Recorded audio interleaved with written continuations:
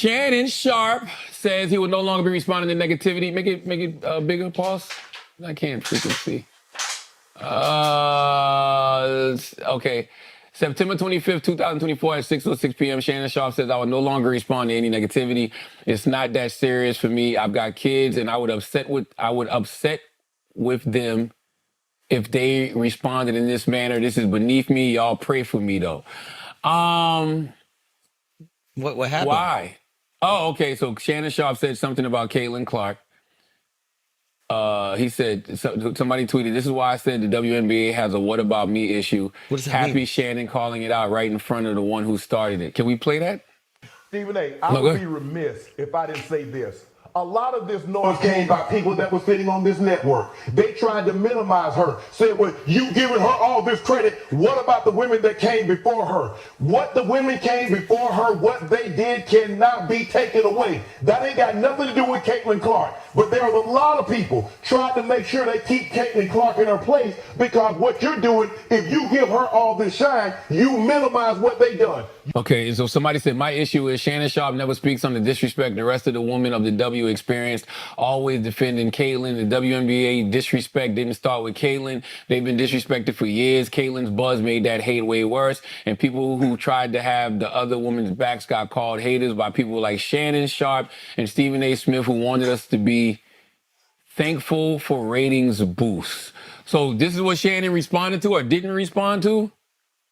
My whole thing is, man, I don't know why y'all be responding to people on social media, period. What do you mean? I don't do it. Yeah, you don't see me react to nothing.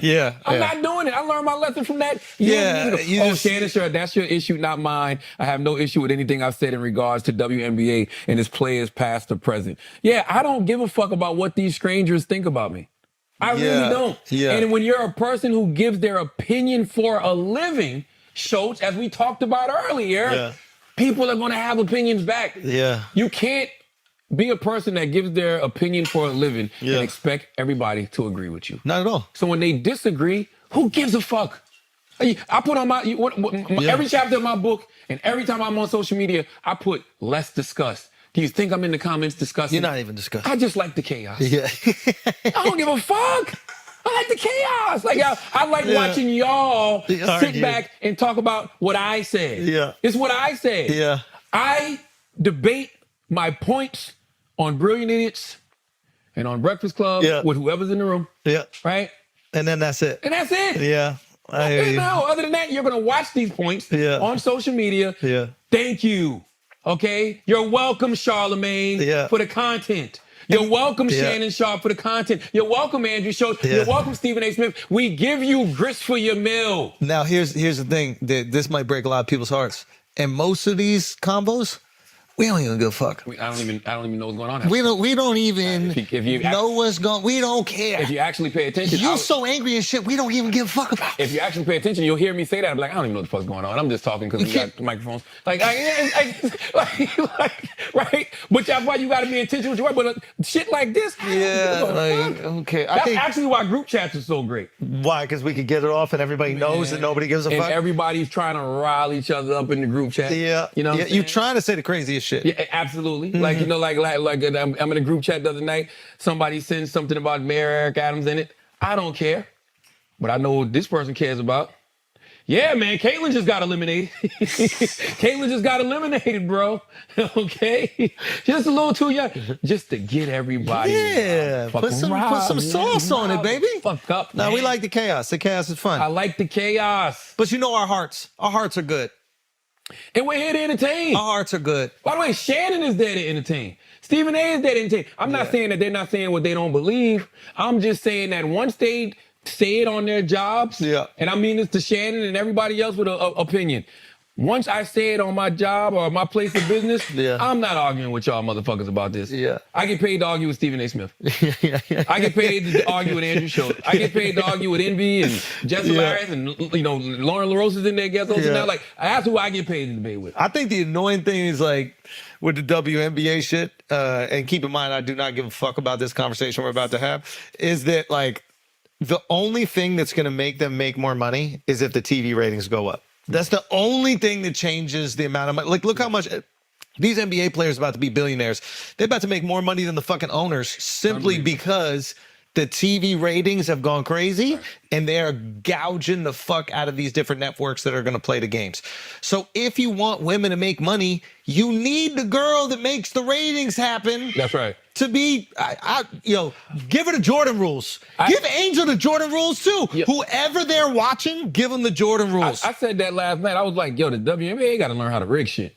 Facts. Because what's the guy's Caitlin's name? not in the playoffs now. They need a David Stern. Stern. Right. God bless the dead. Caitlin's not in the playoffs right now. Angel Reese not in the playoffs right now. Asia Wilson is the best player in the WNBA. The Liberty Aces series is going to be great. But it's like Caitlin and Angel was bringing a lot of eyeballs to the table. Caitlin in the finals, bro. I do need whatever you gotta do. And I wonder. Rig it. I wonder if the ratings are going to take a little plummet now. Of course they're gonna. What do you mean wonder? Of course they're gonna. Listen, we want to watch Caitlin. Rig it. I hope this is the highest WNBA playoffs ever. If it's not, we know why. There's no Caitlin Clark. There's no Angel Reese. Now, I feel like Asia, I feel like this has been a breakout year for Asia, which sounds crazy to say because she's a 3-time MVP. She's won the championship 2 times. She's Defensive Player of the Year. She's won all of these different awards. She's very well decorated. But I feel like as a star, this has been a real breakout year for her. Because of the eyeballs that the Caitlins and the Angels bought, but now they're looking like, but that girl right there is really Rising the best. tide. Lift all boats. That's right. Who's in the finals? Well, it's not the finals yet. Oh. They're going to the second round, but the Liberty and the Aces are going to be in the second round of the WNBA finals. But I'm just saying, if the ratings take a little dive, a lot of dive, then you all know what time it is. That's right. And you can, take care of your, what is it called? Lead horse. That's right. And also, too, go listen to Carrie Champion's podcast, Naked. She does this thing. She's doing this amazing series called The Rivalry, where she's breaking down how the Caitlin and Angel rivalry started and how it's benefiting the sport of women's basketball. I know that there's this thing going around now where the WNBA put out a statement, and I forgot what the statement said, but basically like they're going to be coming down real hard on hecklers and everybody else. You need that, bro. Yo, let the people go crazy. You need, I know it sounds crazy, but you need to, let me see if I can find the exact statement. You want passionate fans. You want fans with signs. Like, you want it to go absolutely berserk. Okay, it's the WNBA is a competitive league, which this is a WNBA statement. The WNBA is a competitive league with some of the most elite athletes in the world. While we welcome a growing fan base, the WNBA will not tolerate racist, derogatory, or threatening comments made about players, teams, and anyone affiliated with the league. League security is actively monitoring threat-related activity and will work directly with teams in arenas to take appropriate measures that include involving law enforcement as necessary. I agree with that. In this era, you should take all threats serious. But man, when you start having people say they want to kill you as an athlete, you killing. They're invested. See you later. I know it sounds fucked up, but they're invested. That's how people talk with the NFL. That's how people talk with the NBA. That's how people talk with Major League Baseball. They gonna say racist shit to players. They gonna say sexist shit to players, right? Also, by the way, I know sexism is women, so it's taken different. We call these guys gay all the time. You know what I'm saying? Also, this is a very important thing to note here. The reason the heckling has gone up is because there are people in the stands. So now when you yell something, you can be anonymous. Before, when there's 25 people in the stands, you can have a full-on conversation with all the players on the court. They can hear everything you say, and you can't say some wild shit. When there are 18,000 people in an arena, you could scream the nastiest, crazy thing you've ever heard or thought of to another human being with no repercussions. Chris, you're from Philadelphia. The worst. The worst. Fucking the worst. You know when you go to Philly, you're going to experience racism. Bro. Yeah, like come on. Santa? Oh my God. How did Santa get heckled, bro? He fucked up. What'd he do?